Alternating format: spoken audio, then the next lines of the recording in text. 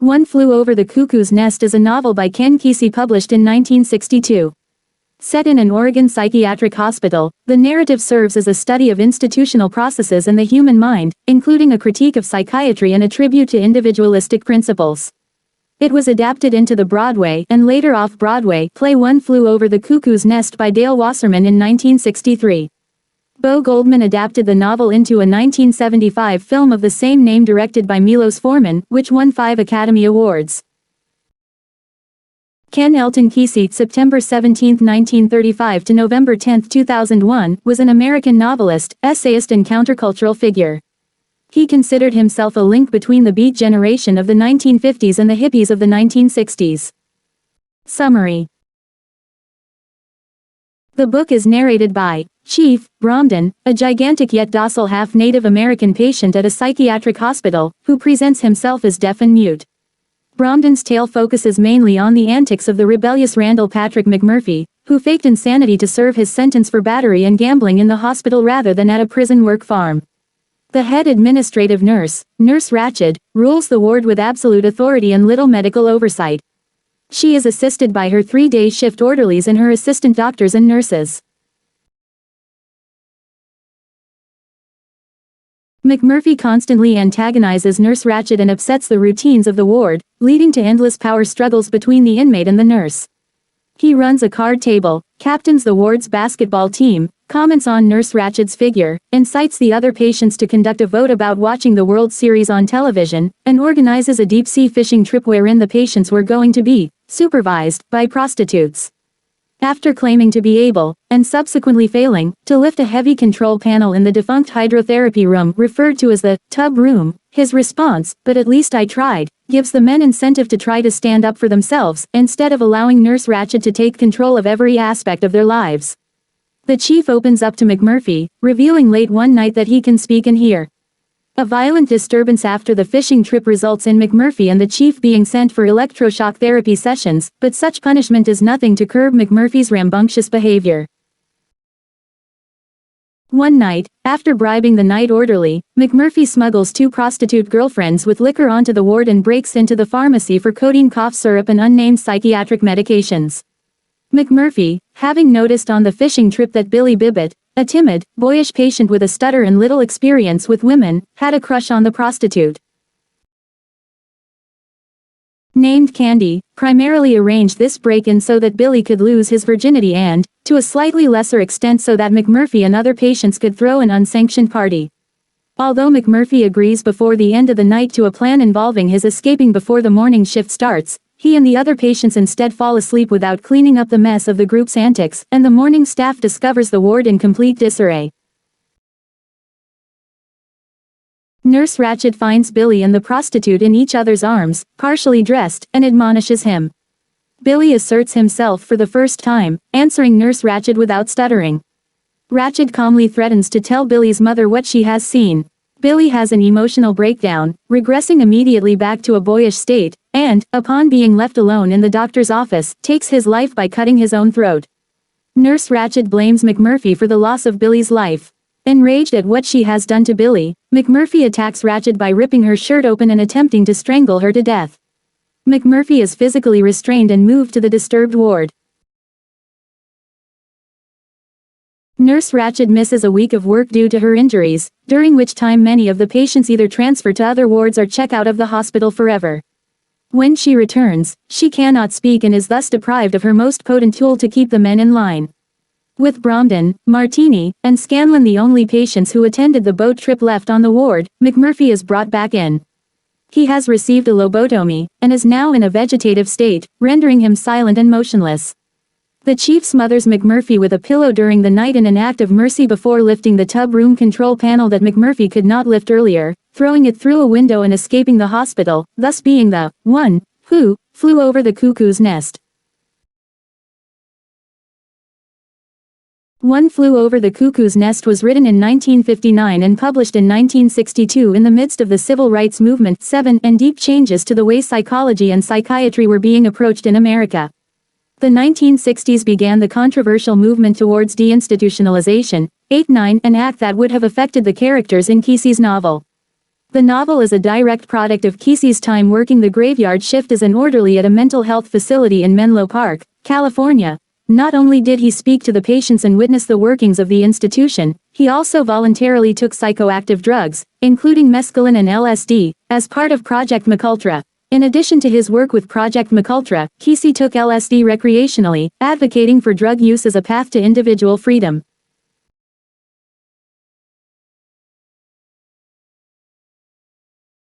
The novel constantly refers to different authorities that control individuals through subtle and coercive methods. The novel's narrator, the chief, combines these authorities in his mind, calling them the Combine, in reference to the mechanistic way they manipulate and process individuals. The authority of the Combine is most often personified in the character of Nurse Ratched, who controls the inhabitants of the novel's mental ward through a combination of rewards and subtle shame. 13. Although she does not normally resort to conventionally harsh discipline, her actions are portrayed as more insidious than those of a conventional prison administrator. This is because the subtlety of her actions prevents her prisoners from understanding they are being controlled at all.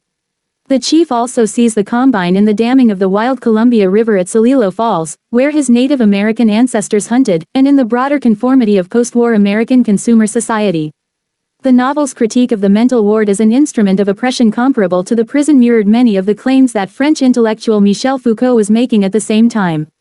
Similarly, Foucault argued that invisible forms of discipline oppressed individuals on a broad societal scale, encouraging them to censor aspects of themselves and their actions.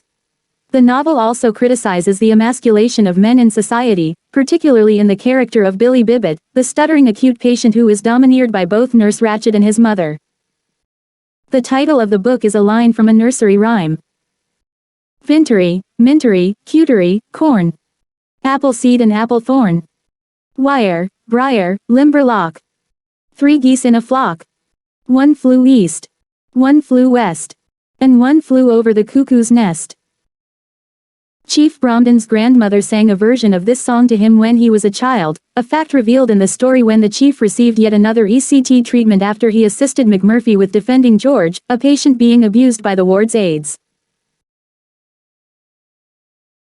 Randall McMurphy. A free-spirited, rebellious con man, sent to the hospital from a prison work farm. He is guilty of battery and gambling. He had also been charged with, but never convicted of, due to the girl in question not wishing to testify so as not to implicate herself, statutory rape. McMurphy is transferred from a prison work farm to the hospital, thinking it will be an easy way to serve out his sentence in comfort. In the end, McMurphy attacks Nurse Ratched, inadvertently sacrificing his freedom and his health in exchange for freeing the previously shackled spirits of the cowed patients on the ward. Chief Bromden, the novel's half-Native American narrator and the one of the novel's title, has been in the mental hospital since the end of World War II. Bromden is presumed by staff and patients alike to be deaf and mute, and through this guise he becomes privy to many of the ward's dirtiest secrets. As a young man, the chief was a high school football star, a college student, and a war hero. After seeing his father, a Native American chieftain, humiliated at the hands of the U.S. government and his white wife, Chief Bromden descends into clinical depression and begins hallucinating. Soon he is diagnosed with schizophrenia. He believes society is controlled by a large, mechanized system which he calls the Combine.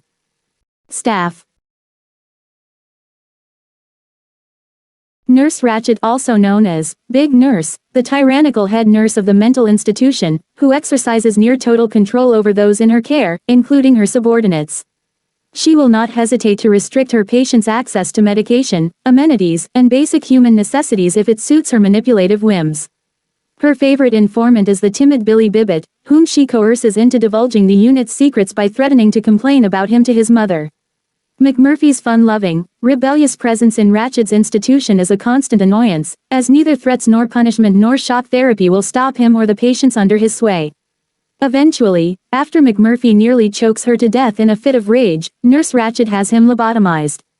However, the damage has already been done, and McMurphy's attack leaves her nearly unable to speak, which renders her unable to intimidate her patients, subordinates and superiors. The Black Boys, Washington, Williams, and Warren, 3 black men who work as aides in the ward. Williams is a dwarf, his growth supposedly stunted after witnessing his mother being raped by white men. The chief says Nurse Ratched hired them for their sadistic nature. Deaver, the swing shift aide. Dr. John Spivey, the ward doctor. Nurse Ratched drove off other doctors, but she kept Spivey because he always did as he was told. Harding suggests that the nurse could threaten to expose him as a drug addict if he stood up to her. McMurphy's rebellion inspires him to stand up to Nurse Ratched. Nurse Pilbow, the young night nurse whose face, neck, and chest are stained with a profound birthmark. A devout Catholic who fears sinning, she blames the patients for infecting her with their evil and takes it out on them. Mr. Turkle, an elderly African-American aide who works the late shift in the ward.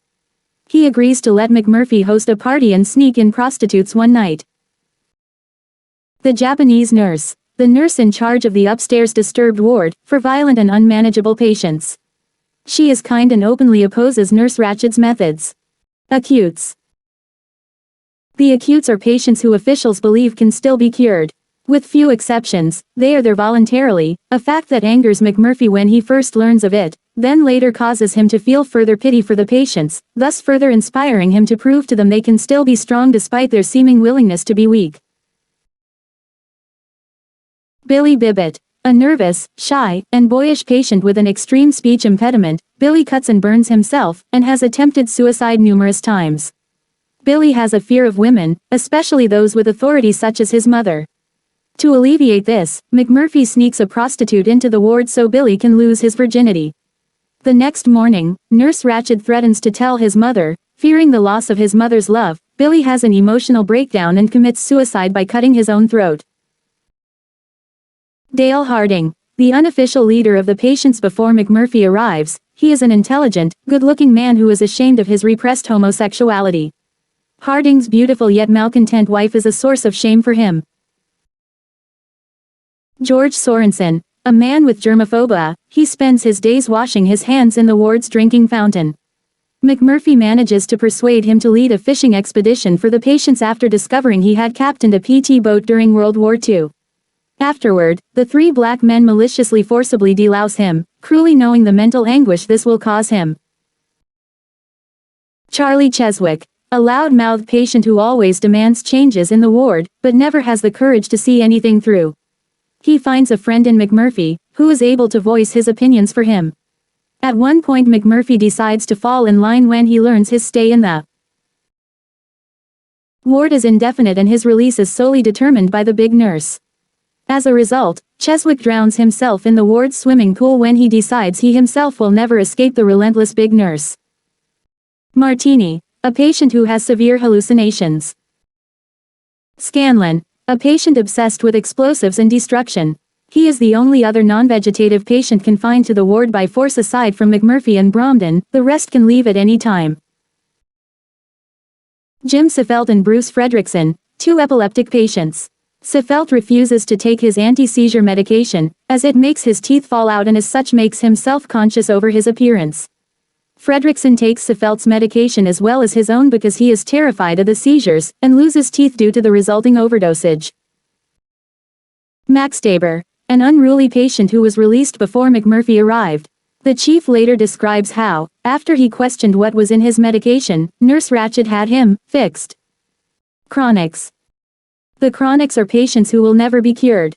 Many of the chronics are elderly and/or in vegetative states. Ruckley, a hell-raising patient who challenged the rules until the big nurse authorized his lobotomy.